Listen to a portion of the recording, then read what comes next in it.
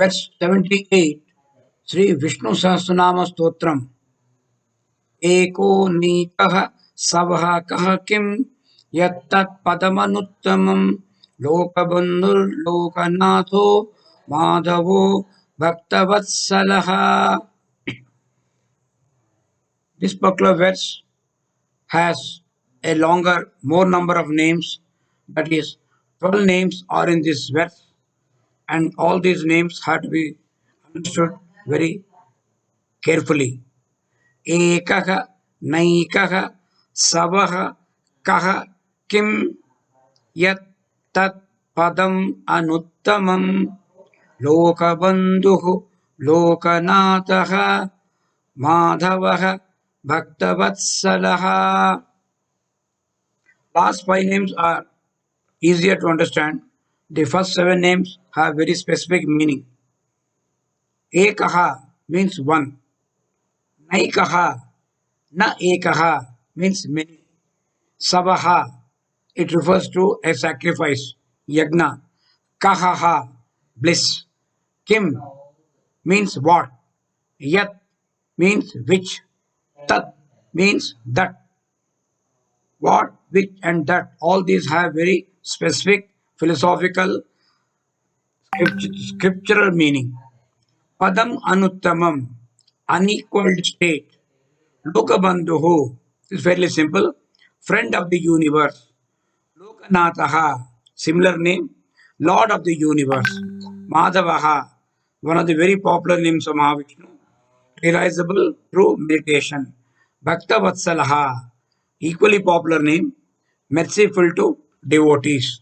Now let us try to understand the specific meaning of each of these names.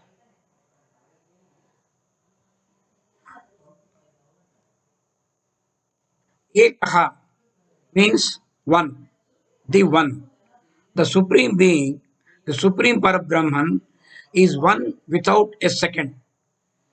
Ekam eva advitiyam Brahma. Ekamevadvatiyam Brahma. One only, one without a second. Mahavishnu is infinite Brahman. So the infinite Brahman is the Devadi Deva, Mahadeva. He is the God of gods. He is one single deity. He is not exactly a deity, super consciousness, supreme power from which everything else emerges. All deities which we see are only reflections of the Supreme. They derive their power only from the same Supreme. They derive their glory from the same Supreme. So the Supreme is one. Ekaha, one. Mahavishnu as infinite Brahman is one only, without any otherness, no duality. The Supreme Brahman, who is one only, that is Ekaha, it may appear as the many. Naikaha, na Ekaha. This is very interesting.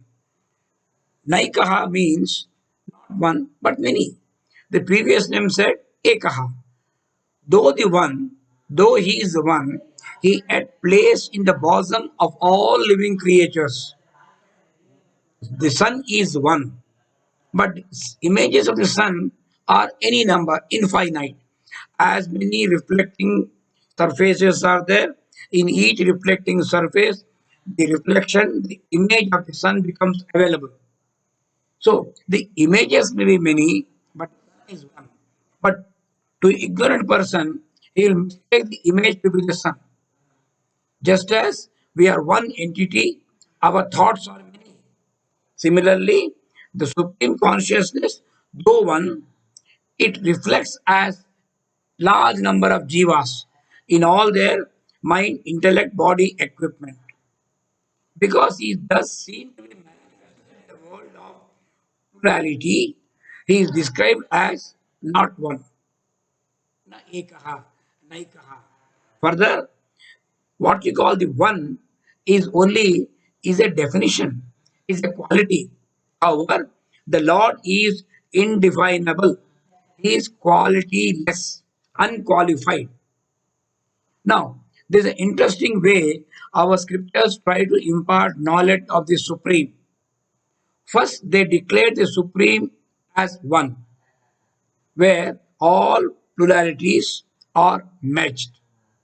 Immediately, they point out that he is not even one, because to conceive the one is to conceive the truth with our intellect. The one, what we call the one, is a relative statement. One has a meaning only with reference to the many. The supreme thus is to be experienced, not seen, not perceived, not captured, cannot be heard, cannot be seen, experienced.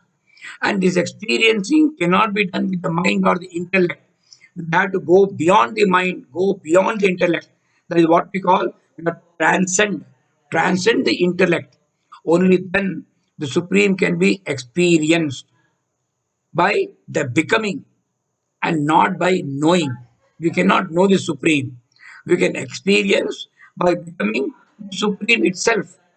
Hence the negation, not even one. The Lord sports with many forms by his Maya. Now the next name, Savaha, that is, which means sacrifice, indicates that both Ekaha and Naikaha are his forms only. For example, Savaha, which means sacrifice, can be split into two words, Saha and Vahaha. Now, Saha denotes Krishna, who moved around as all individuals. So he represents not many, not one, but many. Naikaha. Sahaha represents Naikaha. Whereas Vahaha represents the one indivisible supreme consciousness present in all of us. The self is one. Bodies are many. Every individual has a different body, different mind, different intellect. But everyone has a supreme consciousness with him. The jiva, the supreme, the living entity is there in each this one. So that is same one. Yourself and myself are not different. Only my body is different from your body. But the Paramatma in me and Paramatma in you are not different. Paramatma is only one. The jivas are different. Bodies are different. That is what he's trying to say. Savaha therefore means integration of these both these aspects of the supreme.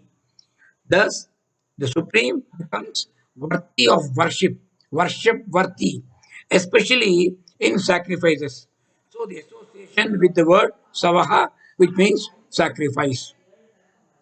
The Supreme Being is Purna Swarupa, Paripurna, Anandamaya.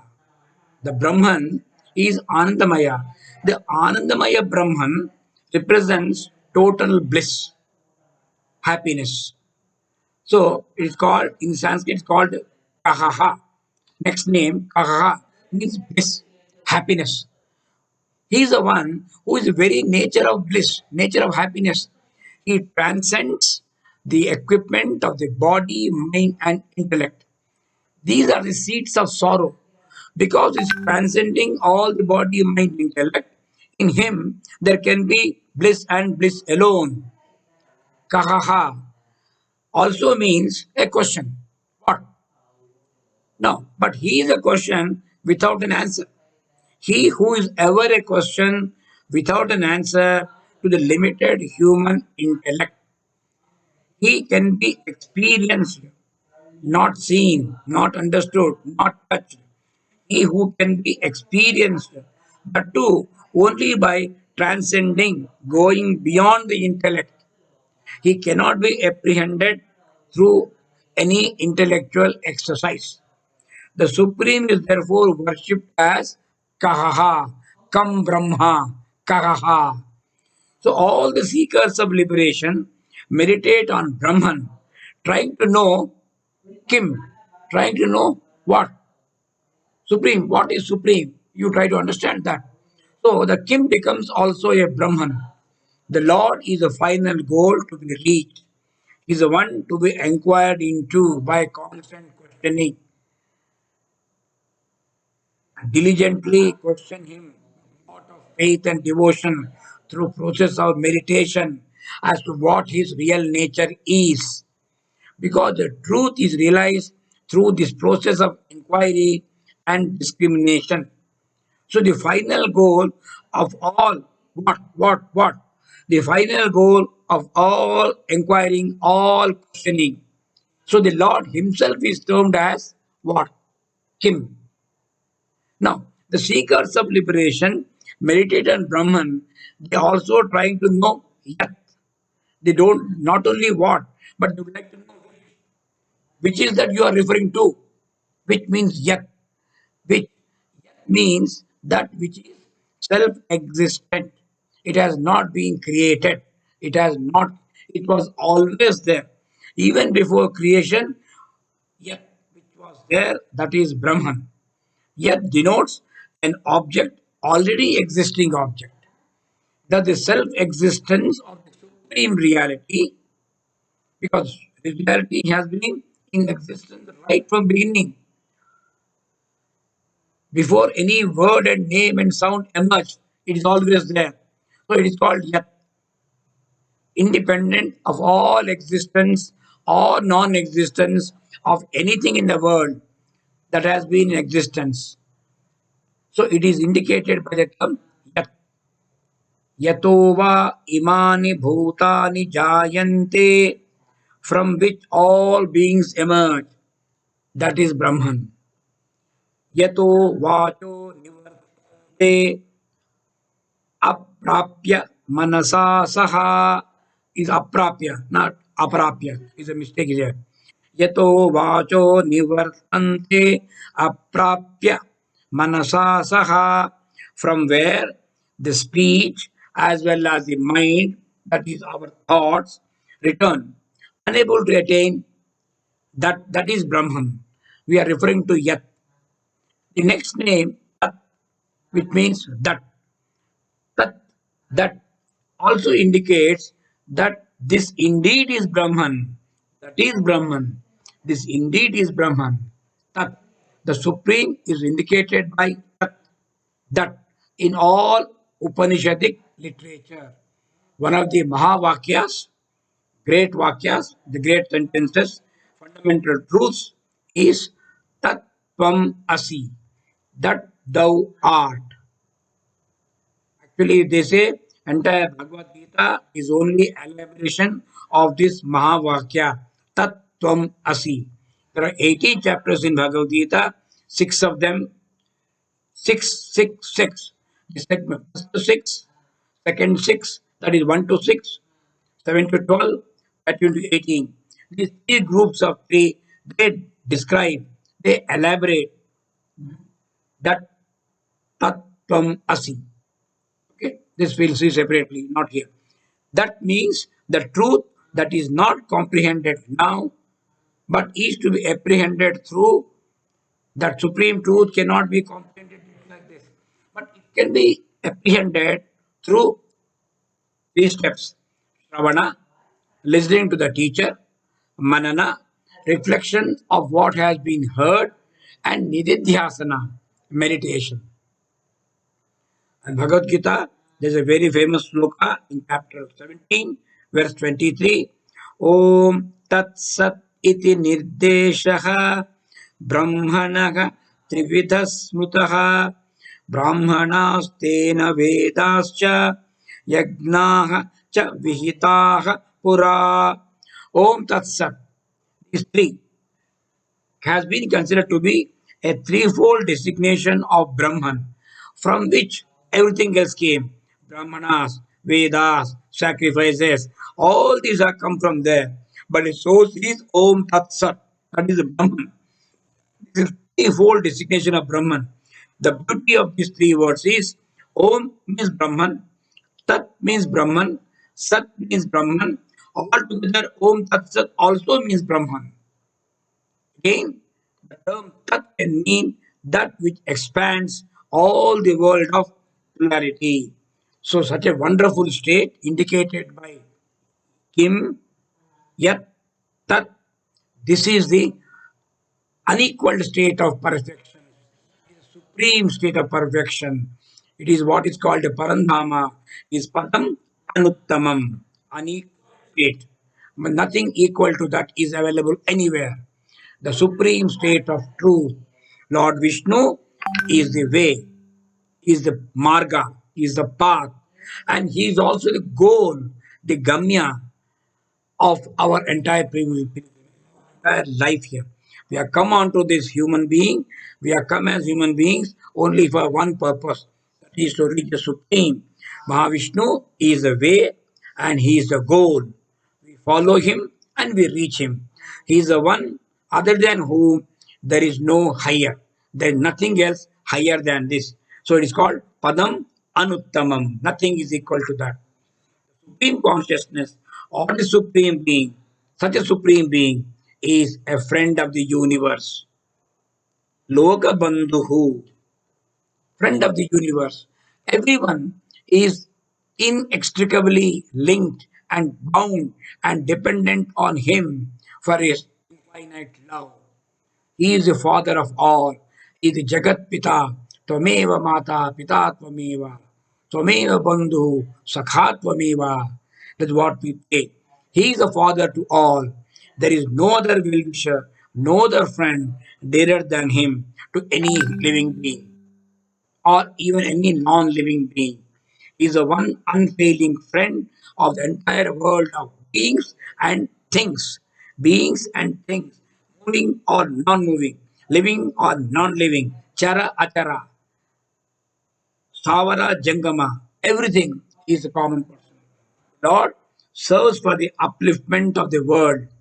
Whenever the creatures come to suffer sorrows created by their own immoral negative ways, even in that situation, he comes to uplift them.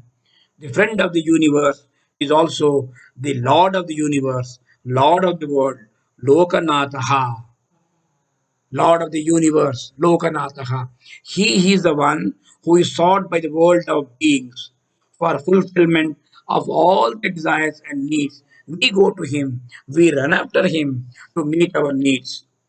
Also, it means one who adds glory to the world. The term Nataha can also mean shine, praised by, loved by. In all these different meanings, Mahavishnu can be described as Lokanatha, Lord of the world. Such a Lord of the world, such a Lord of the universe, he is realizable. You cannot apprehend him, you can't grasp him, but you can realize him through meditation. So he's called Madhavaha. Madhava actually means realizable through meditation. Maunat, Dhyanat, Yoga, Cha Vidhi Bharata Madhavam. Mahabharata says one who can be attained through silence, Mauna, meditation, dhyana, or and yoga, that you understand, O Bharata, O Arjuna, as Madhava. What we try to say. So Vishakha month is called Madhava month because the Lord is the spirit of beauty behind the spring and all its regal, lush green, everything we see here. The entire atmosphere is smiling, the environment is smiling, is happy. It's called Madhumasa, Madhava Masa, the friend of the universe, the Lord of the universe. Such a Lord, such a being is extremely merciful to devotees. He's the only one who can show mercy to us. He is called Bhakta Vatsalaha, merciful to devotees. One whose love for the devotees knows no bounds, is unlimited. Even for people who commit mistakes, for people who don't accept him as a God, people who try to be against him, even for them, he has nothing but love. One who is ever merciful and endlessly kind, of course, to devotees, even to non devotees, even to non believers, he is extremely kind. So, focusing, meditating on this great person, on the supreme being, let us conclude this verse.